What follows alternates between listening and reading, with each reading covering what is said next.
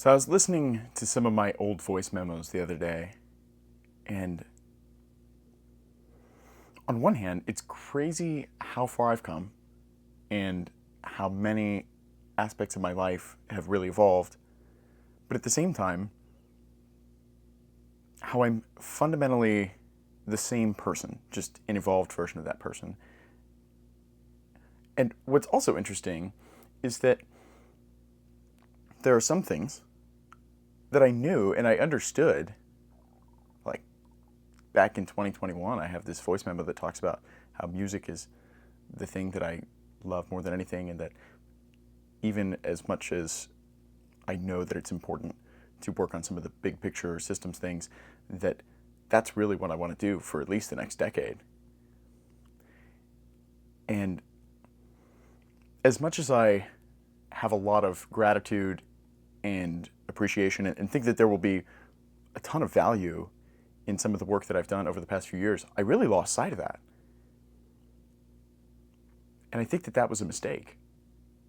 And it wasn't like I just forgot about music. It was like I made an intentional decision of like, for this season of my life, I need to focus all of my energy on getting the prototype launched. And I don't even necessarily regret that decision. I think for where I was at, maybe it was the right thing to do at the time. And maybe there will be a day in the future where it does make sense to do something similar. But I really feel very strongly that for something like music, where not only does it have the potential to really impact the lives of the people around me, but it's also been an essential part of the transformation in myself up until this point. And I feel like, even just from a self development perspective, that there's utility in it. And intentionally blocking that out, I just think that that's a mistake. And that comes with the acknowledgement that there are lots of things that I genuinely enjoy, activities that I think are great, but that I just look at the finite nature of life and I'm like, I don't have time for this. Because I think there's a lot of truth to that idea that you can do anything, but you can't do everything. I don't know that you can really do anything, but you can do many things. And if you want to be great at any of them, the more of your conscious time and attention that you devote, the more that you continuously work at something and just get the reps in, the more that your development will improve. And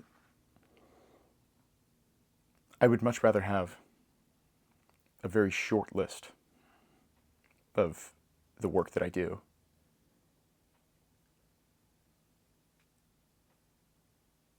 and really, really give everything I have to those activities than trying to do a little bit of everything.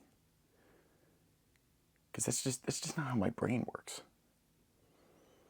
But at the same time, I think that understanding that principle, maybe sometimes it can be over applied, in that I feel like I actually can make a pretty good argument that for the work that I did in 2022, maybe it would have been better had I spent at least a little bit of time writing lyrics. And I'm not saying I wrote zero, but I was intentionally like not doing anything music related because I just had other work to do. But I think that maybe the leverage of self development applied in that context could have better served me. And so I think that the basic premise that I'm getting at here of being relatively constrained with the number of activities that I'm engaging in and finding a lot of freedom in that, I think that's a good premise. However, I think that there are certain things that are important enough that I need to keep them around, period. And maybe it looks like a very low overhead version of, so for example, right now I work full-time as a personal trainer. I love that. It's a very fulfilling role for me in getting to help other people the same way that the best physical therapists that I had helped me. Just transforming people's movement patterns and seeing how that impacts their life is very fulfilling. And then it also is a great communication lab for me to just become more articulate, for me to get really, really good at connecting with people, for me to learn to ask questions in a way that doesn't feel like an interview, but that just feels a lot more conversational. And all of those things are works in progress, but I view it as the best ecosystem for me to develop those skills. So I do that full time. And then, at least over the past month, I've been approaching music as though I have a second full-time job. I'm probably putting about, let's call it 25 hours of very engaged, intentional work into both of those things, and then another 5 to 10 of just like thinking about it and working on refining my processes and reflecting on the lessons that I've learned. And so even if we estimate those at like 30, where I think 35 is probably a more accurate estimate, and maybe more for music at this stage, to be honest, like that's a pretty good percentage of my waking hours. Not all of them, but there are 168 hours over the course of the week. If I allocate, let's call it 9, I've thought about allocating like 10 hours to sleep. Not that I'll actually be asleep for 10 hours, but that like just the process of getting ready for sleep, recording a voice memo before I go to sleep, and then does sometimes take me a little bit of time to fall asleep. If I block that in as 10 hours, I might be better off. Between that, like if we're actually honoring that 10-hour allocation for sleep, which I can't say that I've done to this point, but I'm not far off from it. That's 70 hours a week of sleep, and then another 70 hours of working as a trainer and of working on music. And so that's not 100% of my time, but it's pretty close to it. There's only 28 hours left. And that's what I'm getting at, is that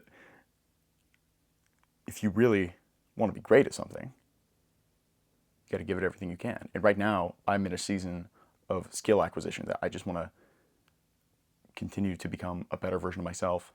And I think that my job is a great way that I can do that while impacting people positively right now.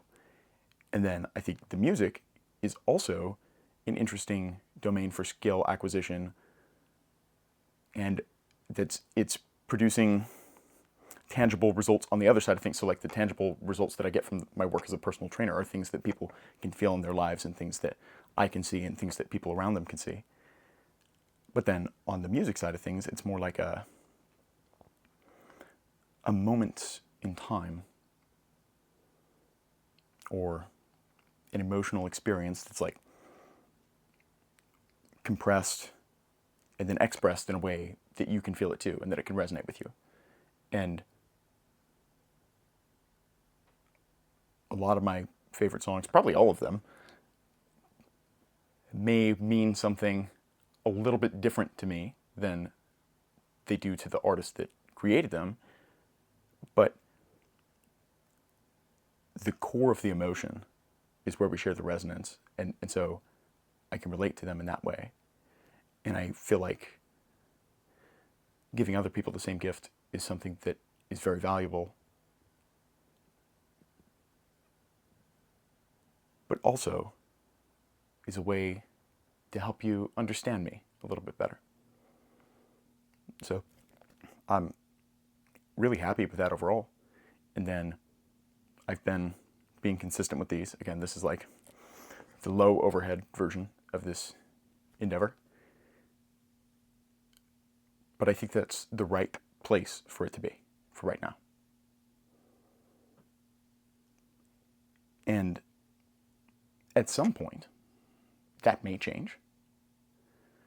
But I think the broader lesson that I'm getting at is like, even with music, I think I've learned enough to this point where I'm 100% certain that there will be a day in the future that I'm not spending 35 plus hours a week on music. It wouldn't shock me if there was a day in the future that I was spending 60 for like a season of time, but there will definitely be times where I'm spending far less than this over some point in the coming decades, right?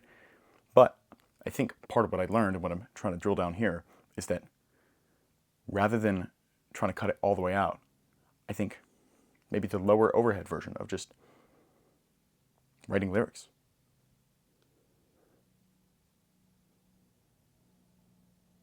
And not trying to cut myself off entirely, but saying, okay, this other thing is the priority. This is still a place where there's a lot of meaningful personal development that can happen. And I think it's analogous to how I'm approaching the Learning Every Moment channel right now. And so, yeah, overall, I'm in a good spot. And I just got to keep working. But I've been growing and learning every day. And my process for creating music is getting a lot more refined as I continue to level up my skills and as the underlying technology for the AI tools that I'm using continues to get better. Like, God damn, it's gonna be it's gonna be pretty insane. And so I'm really excited about the trajectory of where that's going. I've continuously been upgrading my skills as a personal trainer as well. And I feel like I really have refined my approach to where there's still plenty of room for me to grow, but that I'm really, really good at helping people to become the best version of themselves. And just as far as thinking bigger picture, longer term, like that's exactly what I want to do. That's a huge aspect of how I see my role in this world, is to help people bring out the best in themselves. And so that's why I think that this particular job and work environment, it gives me the laboratory that I can develop all those skills in, and it also gives me a meaningful sense of community, a real tether to seeing the tangible impact on people in the present, that I feel like anytime I've tried to divorce myself from that as well and just like be working in a vacuum by myself, it's inherently unsustainable, but I also feel like the work itself suffers. So these are kind of the things that are running through my head at this moment. And I'm curious to see that, much like looking back on the voice memos of the last few years, like when I look back at these videos, what am I gonna realize? What are the lessons going to be? I'd say, oh, here's how I would say that differently now. Or alternatively, I feel like I know that and I understand it cognitively, but that I haven't been applying it in nearly the way that I need to. And I'm sure there will be plenty of both. Anyway, that's what I've got for today. As you might be able to hear, my voice is pretty tired. I sang for like 5 hours yesterday, but I got a really good recording session out of it, and that's a song that I'm incredibly excited about. So I love you tons. I hope you have a wonderful day, and we'll talk soon.